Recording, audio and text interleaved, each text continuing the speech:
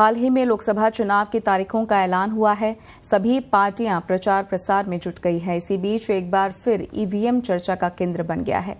EVM को लेकर विपक्ष केंद्र सरकार को घेरने में लगी हुई है। इसी कड़ी में सुप्रीम कोर्ट के बाहर वकीलों ने ईवीएम के खिलाफ प्रदर्शन किया। ईवीएम मुक्त भारत अभियान नाम का बैनर हाथों में लेकर प्रदर्शन किया। इस प्रदर्शन में कांग्रेस के वरिष्ठ नेता दिग्विजय सिंह, उदित राज और वकील महमूद प्राचा भी शामिल हुए। इससे पहले कांग्रेस नेता राहुल गांधी की रविवार को भारत जोड़ो न्याय यात्रा के समापन पर मुंबई के ऐतिहासिक शिवाजी पार्क मैदान में इंडिया ब्लॉक के दिग्गज नेताओं को जमावड़ा लगा। यहां नेताओं ने वोटिंग के लिए ईवीएम के इस्तेमाल के खिलाफ आवाज उठाई।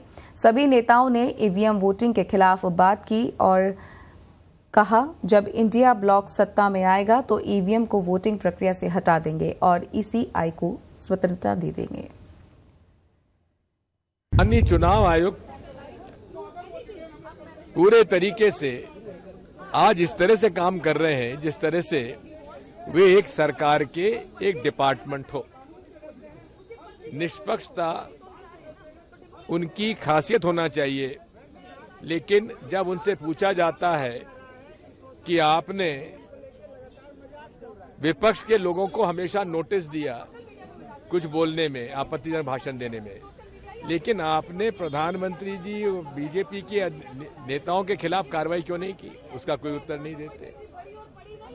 हम आज इस बात के लिए माननीय उच्चतम न्यायालय से अनुरोध करते हैं कि आपके सामने पिटीशन है, उस पिटीशन में इस बात को तय कर दीजिए कि निष्पक्षता से माननीय चुनाव आयोग काम करे।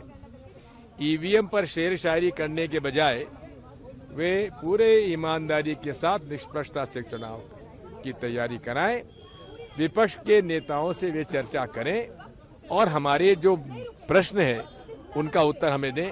सैकड़ों एडवोकेट्स और सिविल सोसाइटी के लोग आज सुप्रीम कोर्ट से गुहार लगाने आए हैं कि सुप्रीम कोर्ट इंटरवीन करे और चुनाव आयोग जो 10 महीने से 28 पार्टियों के अलायंस से इंडिया गठबंधन से मिलने को तैयार नहीं है, उसका समाधान करे।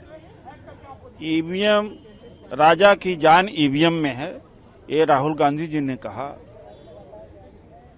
और दूसरी तरफ बीजेपी कहती है कि 400 पार, तो 400 पार आप पा ही रहे हैं। मोदी जरे बड़े पॉपुलर हैं, डंका बज रहा है पूरे देश में, तो डर किस बात का? ईवीएम से चुनाव क्यों करा रहे हैं? हमारी मांग है कि बैलेट पेपर से चुनाव हो।